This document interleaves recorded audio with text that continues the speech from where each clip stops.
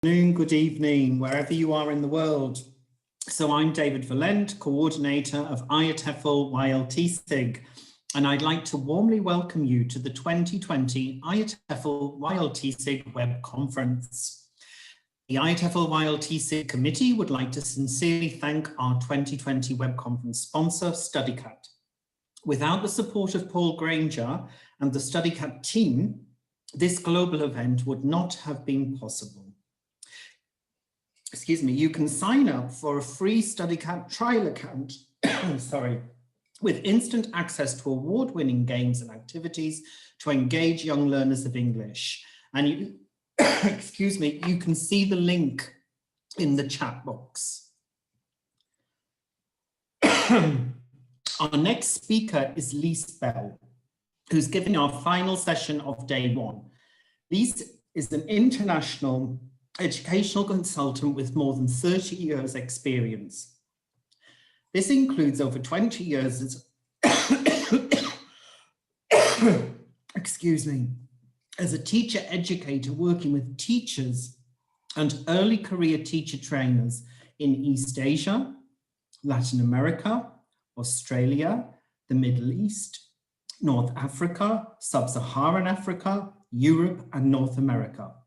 During Lisa's session, we recommend watching and speak of you. And if you have any questions for Lise, please type them in the Q&A box. Take it away, Lise. Please share your screen.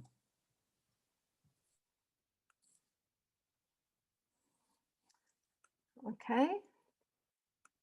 Well, hi, everyone. Thank you so much for staying around. I realise that this is the last session of the day and you've all probably been a little bit zoomed out by now, but I do appreciate you staying around for my talk. My talk is a little bit different to the others because mine is aimed at people who are either transitioning into teacher training or who are early in their career as a teacher trainer. I'd like to start with the title of my session, because I think that the title really summarizes my belief about my role as a teacher educator. I like to think that I'm a guide rather than an expert or someone who's showing them from somewhere up on high how to do it.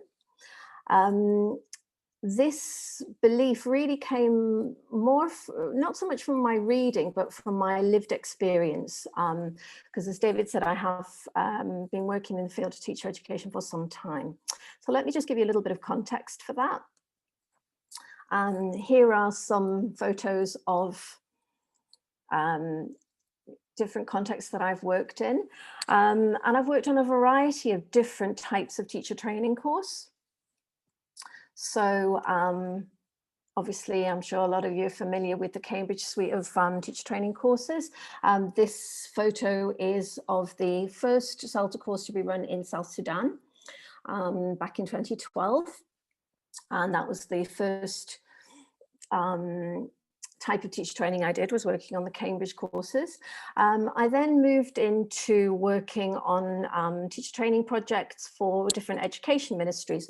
So here you can see a photo of a project I worked on last year in Kazakhstan, working with helping science teachers and IT teachers how to deliver their lessons in English to give them confidence and teaching their subject in English. I also worked on another project last year for primary teachers in Tunisia. I'm working in partnership with the Ministry of Education there and the British Council to introduce primary English at grade 4 at 7 years old. I've also worked on a number of trainer training projects. As you can see in the top right, this is a short trainer training course that I did with a group of teachers from Peru. These teachers were working in the COAR schools, which are kind of elite schools for gifted learners. And they were wanting to prepare to become teacher trainers. I've also worked on more longer term teacher education projects, such as mentoring teachers working, for example, in the projects I was working in, working with NGOs and working very, very closely with the teacher on a daily basis over a longer period of time to help them adopt a more communicative methodology. And finally, my most recent project is now taking my skills online. So working in partnership with the British Council and the Tunisian Ministry of Education, I've been writing materials for a short teacher training course for the same primary teachers in Tunisia. And these sessions have been given via Zoom. So as a result of all of this experience, I've really found that one proverb, a very old proverb, has really resonated with me when I'm thinking about my role as a teacher educator. I'd like to let you have a look at the next slide and see if you can work out what you think the proverb is. Okay. I think this really resonates with me because initially, I think I probably believed that teacher training was all about what I was giving. But as I've worked on all of these various projects, I've realized that it isn't really about what I'm giving. I can give them all of these skills and knowledge, but really it's the teacher's responsibility to take this information and affect change with this information and these new skills. So I think this for me is really important as a teacher educator. It's very, very important that I share this responsibility for development with the teachers. I feel that we can show the teachers how to find the water or the development opportunities, but really we can't make them drink. They need to choose to change, to choose to develop, and also they need to keep on developing and keep on drinking when we're not there. And I find this is the most effective form of teacher development really is which involves more sustainable change. So I would like to share with you today some of the key beliefs that I have and I like to use in my work. So let's start with the first one. I feel that I've been extremely lucky in my career as both a teacher and a teacher educator. When I started as a teacher back many years ago, working for the British Council in Hong Kong, I was given lots of opportunities to go to in-service development courses. In fact, I was actually encouraged to go by being paid to do them. I then later worked with International House and again was given lots of teacher training opportunities. I was working with a lot of very motivated and generous colleagues who I learned a phenomenal amount from. So I feel that I've been extremely fortunate in my career.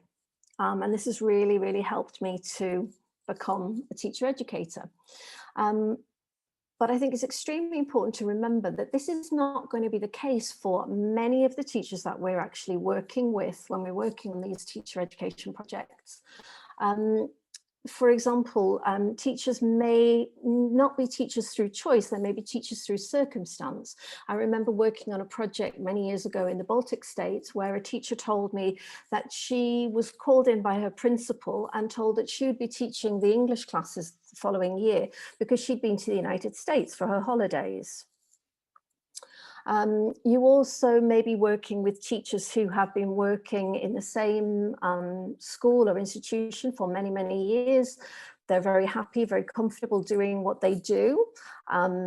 This is how they learn. They don't really feel a need to change. You may be working with teachers who are very inexperienced and who need a lot of support. I've also worked a lot with teachers who are working in extremely challenging contexts, for example, in Iraq and Libya. in these contexts, the teachers often complain that they have very limited resources, the classrooms are not well equipped, and often they have learners who have been traumatized by the experiences they've been through. So I think it's very important to remember that these teachers may have challenges, and we need to understand these challenges and accept that this is their reality. It's not an ideal world for them. To find out about their challenges, I like to try to encourage a very honest dialogue between them, where I let them try to encourage them to feel open to talk about their feelings, about what they find difficult about their job, what they feel that they would like to change.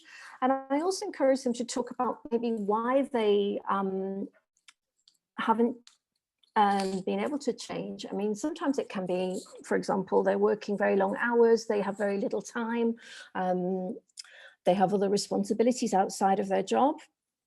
And sometimes it's because they don't know how to change, they're worried.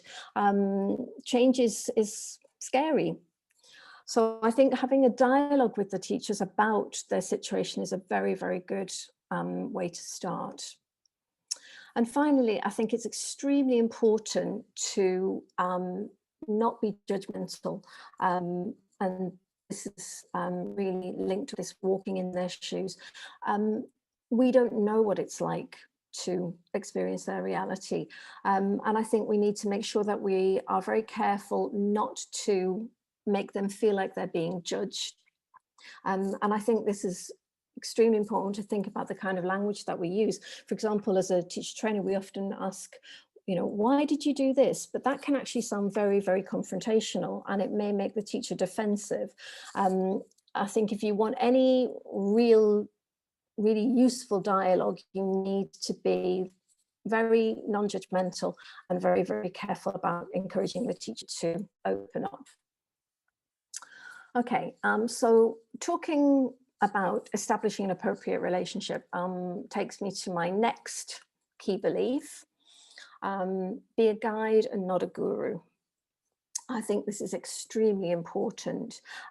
Just because I'm a teacher trainer, it doesn't make me any different. I like to establish a relationship where I'm a colleague, a more experienced colleague, rather than an expert. I think it's very important to remember that we were all new teachers at one point.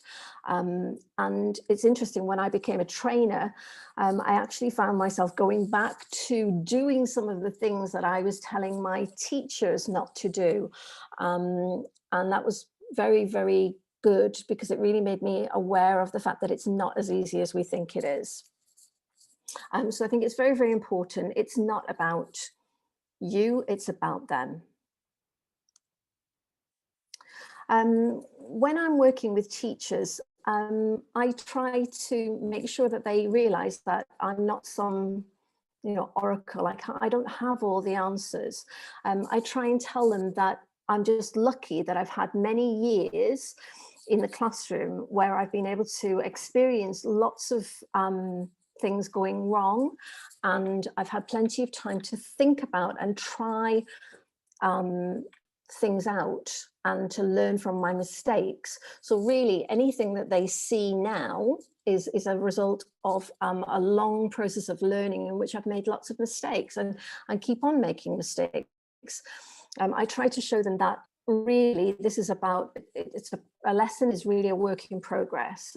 There's no such thing as a perfect lesson, and I try to be honest with them about that. And finally, I think it's very important not to give teachers the impression that they need to be a carbon copy of us. I have worked in situations where I've been told by teachers, we don't do this because our trainer doesn't like it. And I think it's very important to allow teachers to be themselves. They don't need to be you. They have their own personalities, they have their own style. What they need to be is an improved version of themselves. And I think it's important to really work with their instincts, to work with their style, but allow them to find a way to improve, to make themselves to be able to develop. Okay. So talking about being a guide, obviously development is a long hike, but as they say, a journey of 1,000 miles begins with a single step. So I think it's very, oh, sorry, I've actually gone ahead of myself here. Sorry. So the other important thing is when you're creating your relationships is to really be encouraging. I think, as I said, we can't make teachers change. Teachers have to choose to change for themselves. But I remember a colleague telling me that if somebody else believes we can succeed, that's a huge motivating factor, and it often gives us the courage and the determination to try. So I really try to be a cheerleader for my teachers, but also to develop their own inner cheerleader. And I'm very lucky today. This is the first time I've given a talk for a long time, and I've had lots of friends telling me, you can do it, that's great. And that's really given me confidence to be able to believe that I can. So I think that's a very important thing to do with our teachers. I very much try to encourage the teachers to relax and just try things, particularly if I'm observing. I like them to believe that let's give it a go, let's try it, and let's try and see what we can learn from the experience. As I say, we don't learn from not doing, we need to actually try things out. And finally, I think, be generous with your praise and your encouragement. What might seem like a very small success to you may be a really big thing to a teacher who is trying to change. If they change something small and it's successful and somebody else can value that success, then it may well encourage them to try again.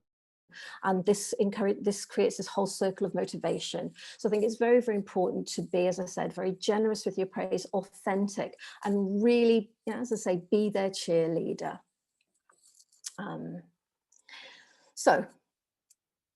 Okay, so the next thing, as I said, a journey of 1,000 miles begins with a single step. And change is a long-term thing. It doesn't happen overnight. We can't expect miracles. It takes time, determination, patience, and courage. And I think it's important to be realistic about this and not to expect a miracle or not to expect huge changes overnight. Often when I'm observing a lesson, I can find lots of ways that I think the lesson could be improved. And it's much easier sitting at the back of the room to be able to do that.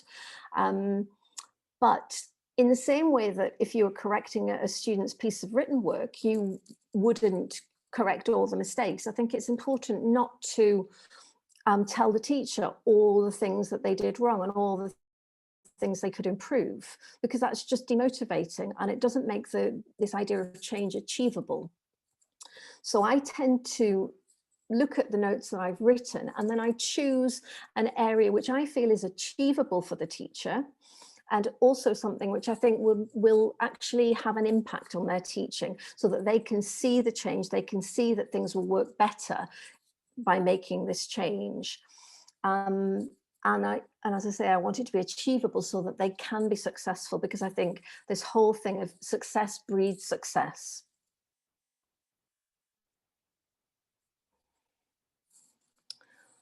And finally, one thing I learned fairly early in my career through making the mistake, I, in the beginning, tended to give lots of suggestions about how someone could do something. Oh, you could do this, or you could do this, or you could do this. And then I could see their eyes glazing over. And often then when I watched the lesson, it wasn't anything like what I'd talked about. And I think I was just giving them too many options. It's much more important to focus on giving one very clear option or one clear way of doing something. And nowadays, when I'm working with teachers, particularly when they're, say, working on a CELTA or a Young Learner Extension or Delta, where they're feeling very stressed anyway, and there's a lot of things going on, I try and encourage the teachers to now, with technology, to record our discussions so that they can listen to it again and again. So they don't have to remember everything that I told them, because there's a lot of information to take on board. Okay, so just to continue with this point about suggestions and how to make them clear, I'll come on to my next belief. I think this is probably maybe the most important one. I think we can never underestimate the power of the visual. I spend a lot of my time writing feedback, saying things like, you should involve all the learners. It's very important to give your instructions clearly. But I think it's often very difficult for teachers to conceptualize how this works in practice. And so I try to make sure that as often as I can, I actually give a practical demonstration of how to do the activity, or how to set up the activity, or how to go through the procedure. And I wanted to share with you an example of how important visual examples are, practical demonstrations. A few years ago, I was working on a teacher training project in Peru, and I had a group of teachers who had very low levels of English. They were sort of about A1 or A2, and they were really struggling. So I needed to adapt the materials that I was given. And I decided that really the best thing for these teachers would be to give them some very simple activities to demonstrate some simple things that I felt that they could do with their learners.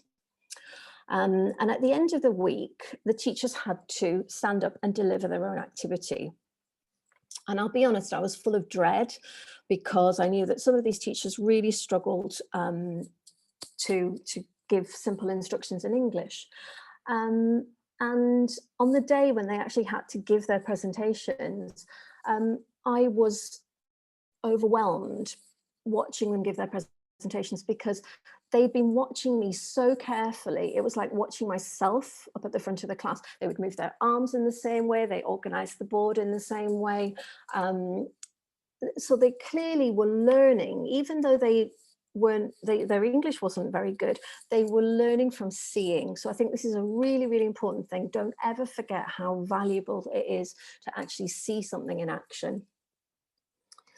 Often when my teachers they've taught a lesson that didn't work out terribly well, I sometimes ask them if I can show them, if they don't mind if I show them how I would set up that activity myself. If I feel that's a little bit too sensitive, then I would maybe choose an activity that I think they are likely to need to teach in their class. Maybe it's coming up in the coursebook.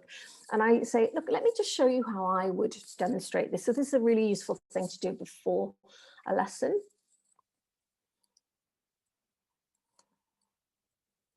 And really, really essential. It's not enough just to demonstrate something. I think it's important to share the thinking behind your choices. So for example, if I'm going through a particular procedure for setting up an activity in terms of my instructions, each step is there for a reason. For example, I do a demonstration so that students see exactly what they need to do. I would ask some checking questions to make sure that the students are clear what they need to do. And all of these come from experience, from seeing what can go wrong. So I think it's important that not only do we show the teachers what to do, but I actually talk to them about why I did X, Y, and Z, so that they can notice the important things. Okay, now onto my final principle or belief. How can we make our teacher training as useful as possible? How can we increase uptake? And I think this is a really important thing to remember. Again, early in my career, I remember I thought it was a great idea to show teachers lots of fun activities that were really cool, and they have loads of fun and they do the activities. But I found more and more that teachers enjoy the activities, they participate in them, but at the end of the session, they can't actually remember any of them because they were too busy. There were too many activities and they were too busy participating in them. So now when I'm planning a teacher training workshop, I tend to stick with a core of possibly 4 or 5 activities, or a handful of procedures. And I try and choose things that I think are most relevant to the teachers, things that they'd be able to use very easily. So definitely less is more. And rather than filling a session with lots of activities that are easily forgotten, I use my time more effectively, I feel, by actually making sure that there's a reflection stage after each activity. I think often when we're asking teachers to participate in activities, we're asking them to play the role of a learner. But it's very difficult to be a learner, to be in a learner role, and to also think as a teacher. That's like wearing 2 hats, and it's very difficult, I think, for teachers to do. So by giving them time after the activity to think about it as a teacher, I think you can really increase uptake. And in fact, I actually go as far as using hats with my teacher. I tell my teachers, okay, put on your learner hat now, and then I demonstrate the activity. And I ask them to take off the learner hat. So it's very, very clear that the demonstration now is over. This is now not what I would do in the classroom. And then we talk about it as teachers. For teachers who have low levels of language proficiency, you can have these reflection stages in the first language if you have someone who can help you with that. And that's often more effective.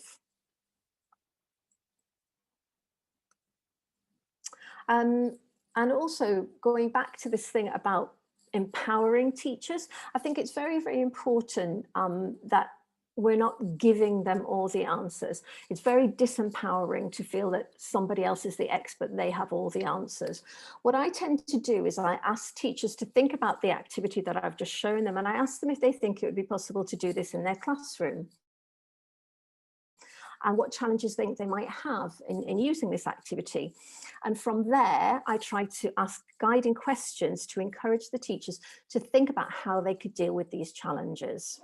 I find that much more sustainable, because if we encourage teachers to think about the challenges for themselves and to find their own solutions, this is a much more autonomous way of helping them develop.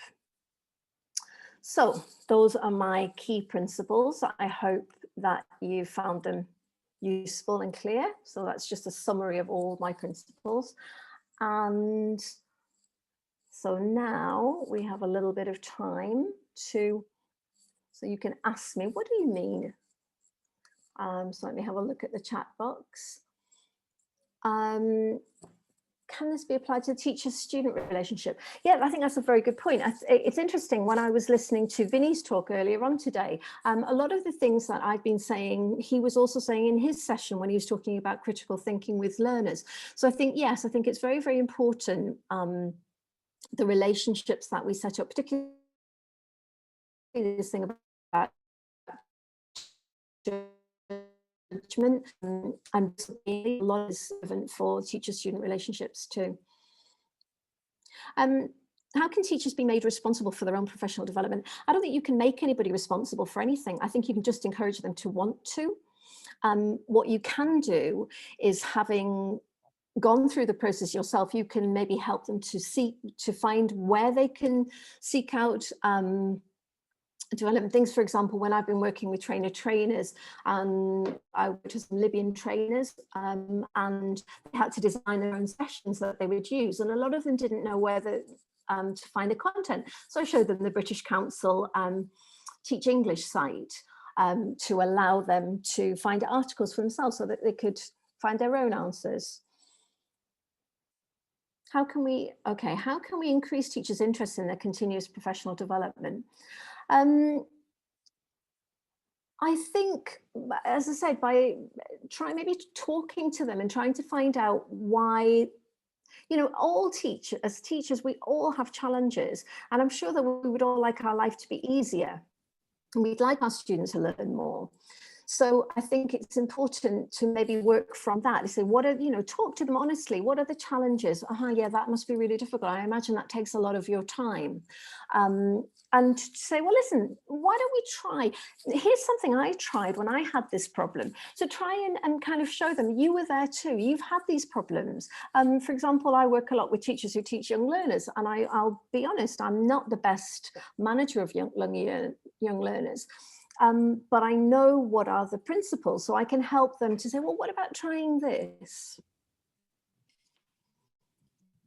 Okay, another one, some teachers may take constructive feedback quite personally. I think you need to try to depersonalize it. And it sometimes as well, we can't, you know, people do take things personally. I think it's a matter of separating it from the message that you're giving. Hi, David. Sorry, am I out of time now? Yes, yes. Thank you so much, Lise. I think that was really clear, was really interesting and very useful for English teachers moving into the trainer role, moving into the facilitation role for the first time or in their first few years. And I think you've shared some very concrete principles, all backed up with many years of training experience in lots of different contexts. So I think that was very rich, very useful, and lots of things people can then take as new trainers and bear in mind when they're working with different groups of teachers. So thank you so much for that. That was a great ending to day one of our web conference. So huge thank you, Lise, and thank you to all of you for staying until the end of our very